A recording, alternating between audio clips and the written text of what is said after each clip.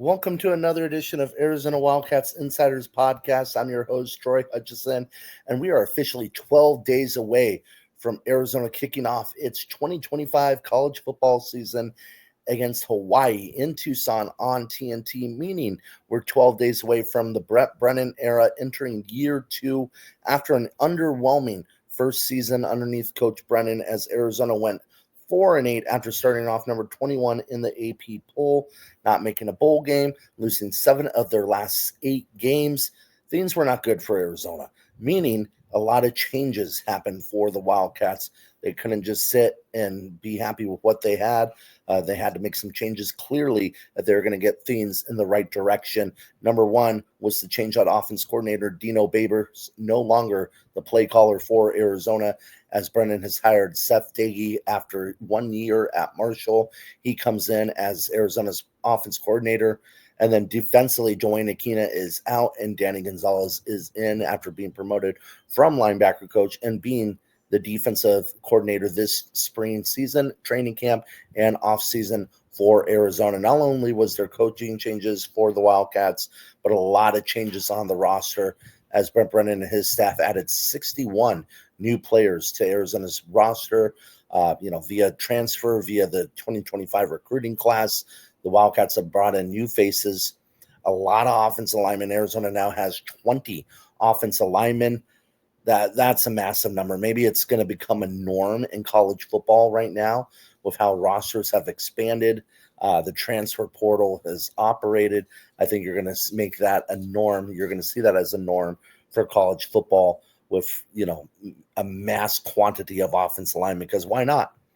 Offensive lineman issues happen all the time. You have injuries all the time, and you see teams get derailed because there's just not enough nutrition on the offensive line. So you might as well bring in a high number. It happened to Arizona last year as that line was banged up. They couldn't hold up.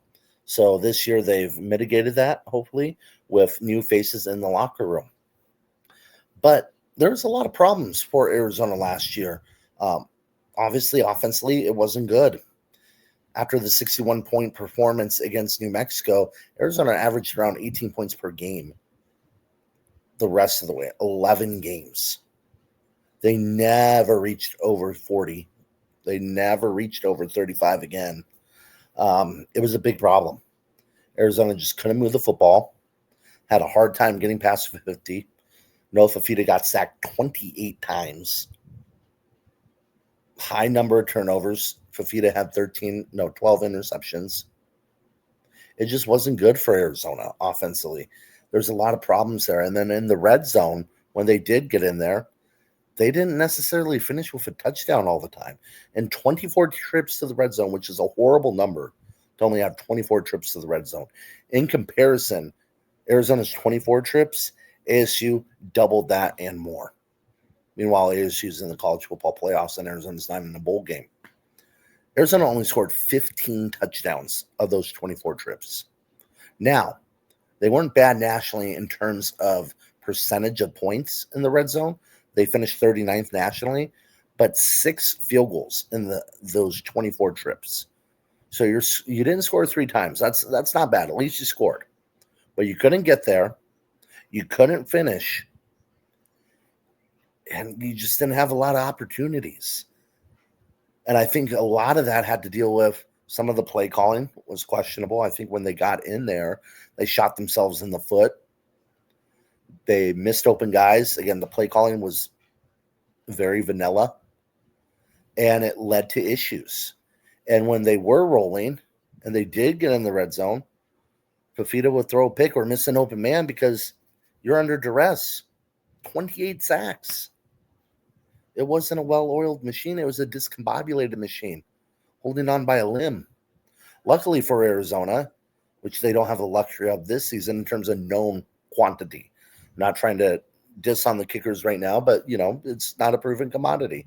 They had Tyler Loop. He was an automatic field goal from basically 55 yards and in. Has the longest kick in Arizona football history of 60-plus yards. So, you were going to walk away with points most of the time. But you couldn't finish drives. And one thing we've learned over the years is winning football is not only about up front, well, it's all about up front, the offense and defensive line. It's about putting points on the boards and coming away with touchdowns. So even though they finished at an 87% or 89% clip, I'd rather be ASU in that situation. They finished lower nationally, much lower. I think they're in the 70s or something like that. But they scored 77% of the time, and they walked away with double the amount of touchdowns Arizona had. They walked away with almost 36-something touchdowns. That's insane. But they had Scottaboo. They had a running game. They had this and that. It was well organized. Arizona needs to be well organized this year. And I think they will be with Seth Doege. Again, I'm a big believer in the Seth Doege offense. He comes from an air raid background, which for the red zone isn't great in terms of how you think with passing. But they were 20th in rushing last year at Marshall. The Thundering Herd were 20th with an quote-unquote air raid offense coordinator. Because in his interview process with Brennan, the thing that won him the job was him saying, you need to run the football to win. Yeah, I'm a passing guy, but you need to run the football to win. Not a lot of passing guys do that. Mike Leach, who Doege played for, notorious for passing the ball 50, 60, 70 times a game with no run game to speak of. He once said the best run game is a screen game, which, you can do, but yeah. And then Sonny Dykes, Arizona fans know Sonny Dykes very well, former offense coordinator here, Cal head coach. Just think back to that 2014 game, Arizona-Cal, the Hail Mary. Cal was up by a ton in that game. All they had to do was run the football in the fourth quarter. They kept passing it. The ball would get dropped. Ball would get swatted away. Time stop. So you have a guy that is really willing to run the football.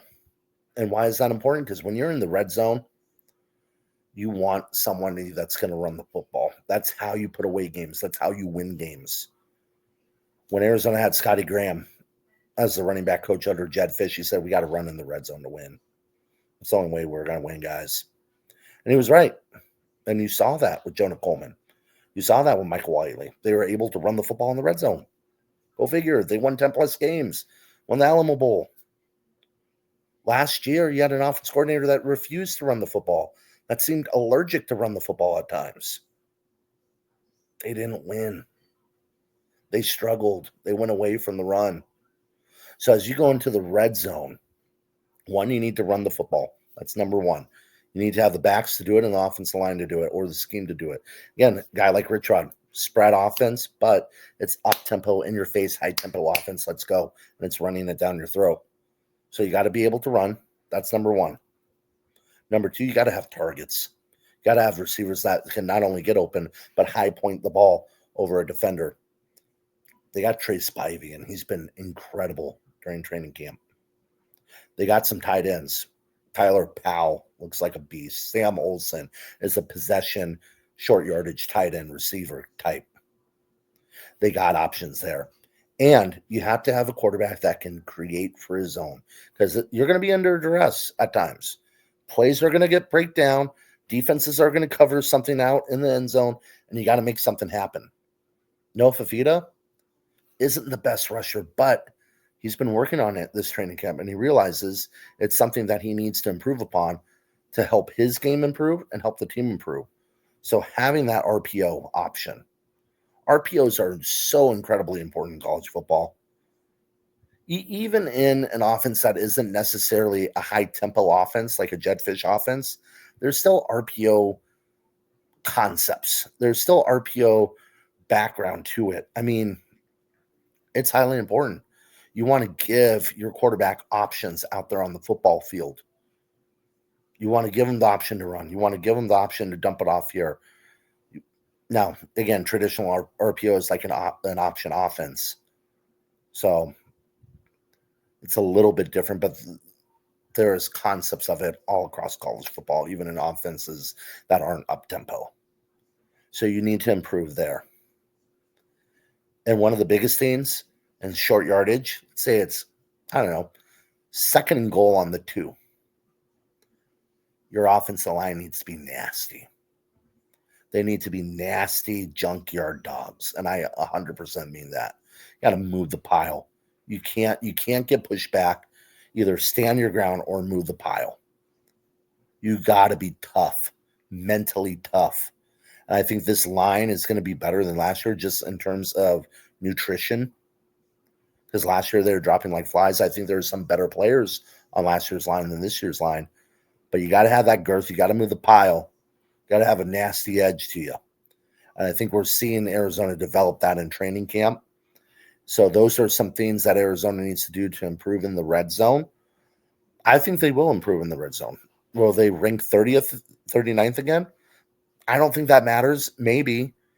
But you need to have more scoring opportunities. You need to put up more touchdowns on the board. And you need to walk away with less field goals and more touchdowns. That's it. Get in the end zone. So we'll see if Arizona can do that. And if it does that, it's going to be highly successful for the Wildcats. Be sure to follow us for more Arizona training camp updates and conversations surrounding Arizona athletics. Make sure to follow our website, Arizona Wildcats on SI. Check out that website on Google. Follow our Twitter account, Arizona Wildcats on SI Twitter, which is at Arizona Wildcats on SI. Or follow me, Troy Hutchison, at THutch1995 for more Arizona Wildcats athletics updates.